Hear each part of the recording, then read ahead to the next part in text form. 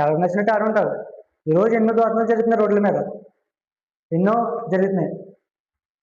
అలాంటప్పుడు వీళ్ళందరూ కూడా రక్షించబడిపోతారు కదా. దొంగతనం చేసి వాడు రక్షించబడతాడు, చంపి వాడు రక్షించబడతాడు, వీళ్ళందరికీ పరలోకం దొరుకుతుంది కదా. అలాంటి అందరూ పురుషుని చచ్చిపోతారు కదా. కానీ దేవుడు గారికి కండిషన్ పెట్టాడు, ఆయన్ని నమ్మి బాప్తిసం పొందితే రక్షించబడతారు. సిన్ అంటాడు ఉమెన్ నేచర్, అంటే మన నేచర్లోకి పాపం అనేది వచ్చేసింది. ఎవ్రీ జనరేషన్, ప్రతి జనరేషన్ కూడా అలాగే పాపంతో ముందుకు వెళ్ళిపోతుంది అన్నమాట. ఇప్పుడు నేను బాప్తిసం తీసుకుంటే నేను రక్షించబడతాను. అలాగా దేవుడు కండిషన్ అనేది పెట్టాడు. ఇప్పుడు పాపం ఏంటంటే ఒక పాట్ అయిపోయింది మనలో. పాపం ఒక పాట్ అయిపోయింది మన శరీరంలో. మనకి ఎన్ని పోట్లే, అలాగే మనకు కనపడకుండా ఒక భాగం అది పాపం.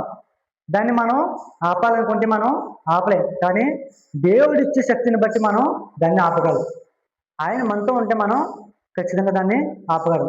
Sin lives inside the women body. పాపం ఏంటంట మనుషుల లోపల, మనుషుల శరీరంలో అది జీవిస్తుందంట. అర్థమైందా? మనుషుల లోపల, ఈ శరీరంలో జీవిస్తుంది పాపం. Sin is not only something we do. పాపం కేవలం మనం ఏదో చేసింది మాత్రమే కాదు, మనం ఏదో చేస్తాం అది మాత్రమే కాదు. Sin is something living inside us.